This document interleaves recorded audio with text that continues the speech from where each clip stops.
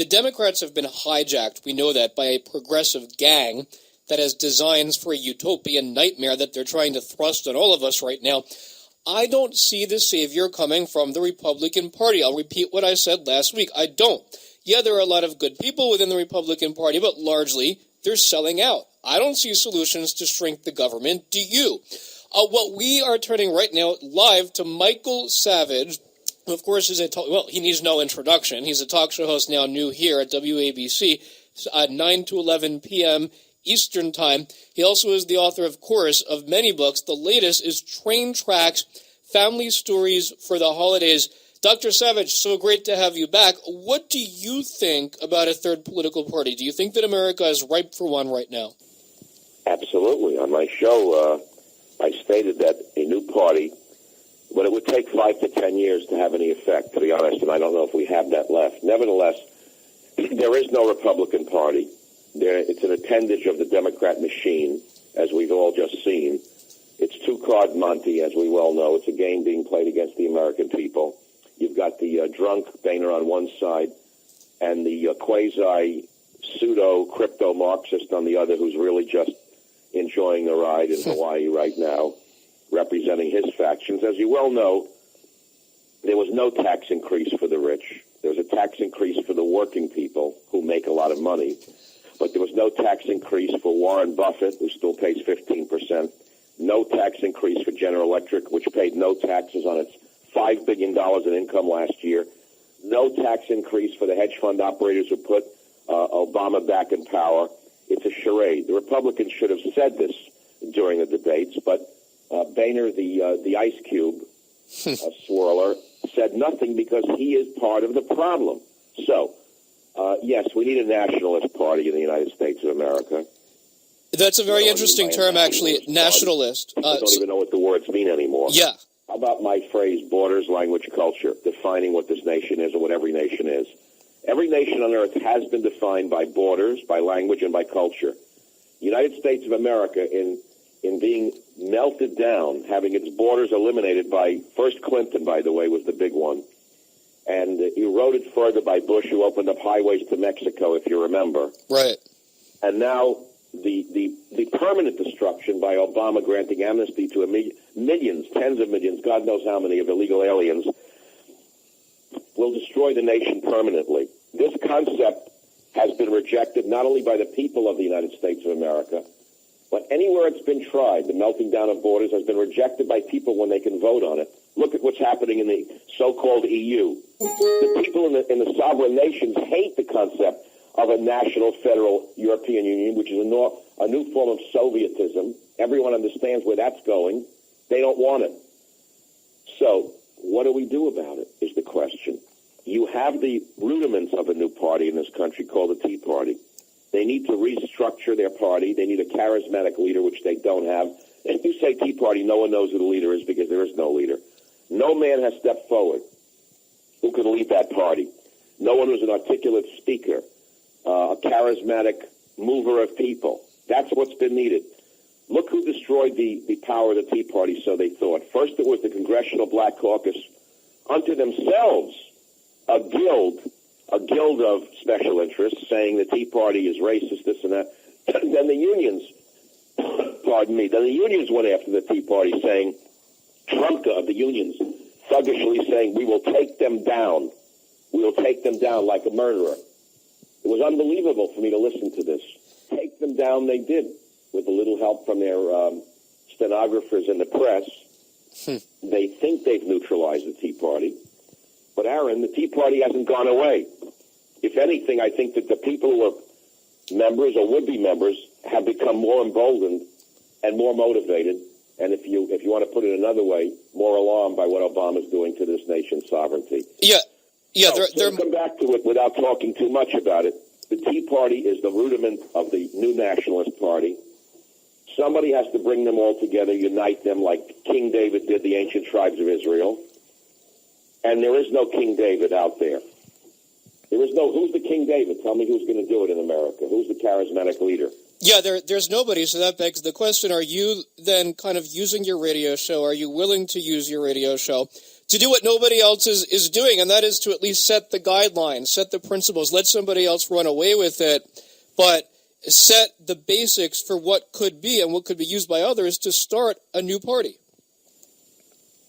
The problem is this. I could do it if I was 20 years younger. I would do it right now, but I'm not 20 years younger, and I don't have 20 years left in me. This is going to require enormous resources and enormous energy. I could guarantee you, Aaron, if I ever did this, I could raise probably $100 million within 3 months, easily. There are people so frustrated by the democracy that's gone in this country, the structure that's replaced, let's put it to you this way, replaced our democracy is what I meant to say, that they would clamor for the new Nationalist Party. But first, we have to explain to people what nationalism is. It's been turned into a dirty word by the internationalists, right, hasn't it? Right. Okay. The internationalists, of whom Obama is a proud member, maybe the world leader of the new Internationalist Party, the word nationalism was made into a dirty word over a 30-year period by fellow travelers in the media in particular. And, of course, it all comes back again, I'm sorry to tell you, to the 1930s and Hitler and Mussolini and such, where every time you say you're a nationalist, they say you're Hitler or you're a fascist. And that, of course, is a success of the radical, illegitimate left that hates nationality, hates sovereignty, hates borders, hates language, hates culture, and keeps pushing massive immigration, particularly of uneducated third world immigrants into Western nations in order to dissolve their sovereignty. That's exactly what they've been doing. It's exactly what they intend to do. Dissolve the sovereignty of nations. That's right. They see this as internationalism, as we, Leon Panetta, Institute for Policy Studies Panetta, we're going to inform you, Congress, when we want to go to war, just bringing the United States more and more along with the rest of the world, and less as a sovereign country. We're speaking with Michael Savage, the author of Train Tracks, Family Stories for the Holidays. I love that title, by the way, Family Stories for the Holidays. I read the book. You've got Dead Man's Pants in there, a lot of morbidity. Perfect for the holidays. I don't want you to write a book for funerals. If family stories for funerals, I don't want to see what that would look like if this is your family stories for the holidays. Family stories is my family story. Yeah, I'm joking. About the holidays, they package it for that, but it's a universally interesting book for those people who are interested in the tragicomic life of families. No family is this Hallmark card, as we all know.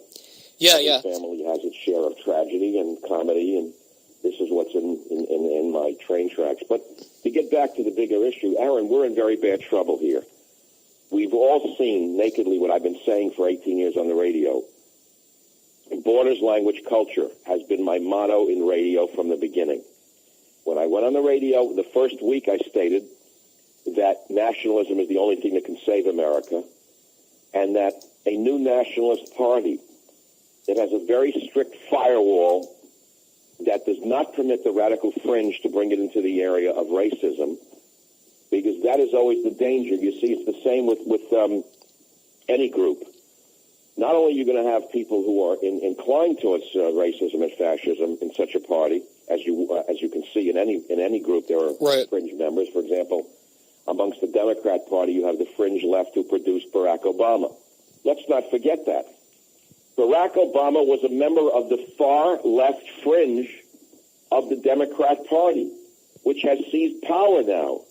They are so clever, they have so much power and influence, because they've hoodwinked the morons in the American public to not even understanding who they are, what they stand for. You know, I'm really glad that you recognize that, because I don't think another single radio host understands what the progressive gang really is and who they did. This is not your grandfather's Democrat Party. This is not your father's Democrat Party. I actually think that the average moderate Democrat voter, if it was ever verbalized to them, if it was ever explained to them what the progressive gang actually is, the extremists that they are, the way that they want to take us back to this 18th century Fabian socialism, it's not the Democrat Party. I think that they might even join this third party movement as well. Well, here's the problem. The opposition party doesn't exist. Had we had a Republican opposition, they would have explained that. Romney was chosen specifically to not explain that. Romney was chosen to lose. That's Romney right. was a fall guy. I said that for a year straight. And it came out right after the election. If you saw the article, one of his sons said, my father didn't really want to run. He never wanted to run for this office. He was forced into running. Aaron, I've been saying that all along. He had the chance to win many, many steps along the way, as did McCain, if you went back to McCain. Right. McCain through the election, Romney through the election. Both of them did not want to run. Both of them were fall guys of the so-called Republican Party. It's an establishment trick to let us think that there's actually a choice and get us all involved and wrapped up in it. All right. Let's not relive the election, Aaron. The important thing is, what do we do going forward? Exactly. Well, Going forward, we have to, I think, on radio, continue to educate the audiences about nationalism and the importance of our nation and our nation's sovereignty. Borders, language, culture. Borders, language, culture. It defines every nation on the planet. The flag, the language, the borders. And what is it that the internationalists do? They want to dissolve the borders. They want to introduce multiculturalism. They want to introduce a Tower of Babel of languages, multilingualism, telling us that that's an advanced state, multilingualism, which it certainly is not an advanced state, especially when you're flooding a nation with illiterate or semi-literate hordes who are not even literate in their own language. For example, in America, we're not getting educated Hispanics from Central America or Mexico. We're getting people who are largely illiterate in Spanish. I don't know if people understand that. They can speak the language somewhat, but they can't even write it or read it. I don't think people understand that. We're not getting people who are literate in Spanish into America. We're getting illiterates into the country. Now, what was the purpose of that? Is it just to fill the labor force? Primarily, yes. Is it also to fill the Democrat voting rolls? Yes. yes. But there's another reason, and it's a darker reason.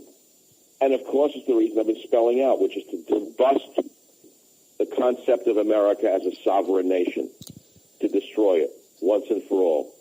Let's put this on the cellular level, since I'm trained as a biologist. The ultimate sovereignty of every person are the trillions of cells within our body. Right. And the ultimate sovereignty within the cell is the cell wall. It's what holds the cell wall and all of the goo inside from spilling out. If you dissolve a cell wall, the protoplasm within the cell wall pours out of it, and it's no longer a cell. It loses its integrity. That's what's happening to a nation like ours. If you destroy the cell wall called the borders, what happens is it loses its integrity.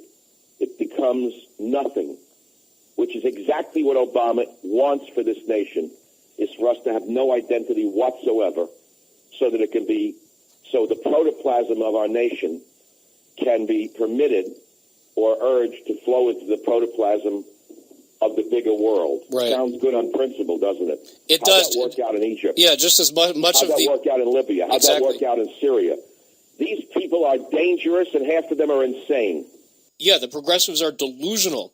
And the Republicans at this point, I think a lot of people think, are useless. Michael Savage, again, 9 to 11 p.m., right here at WABC, my show every week, 7 to 9 p.m., every Sunday, that is.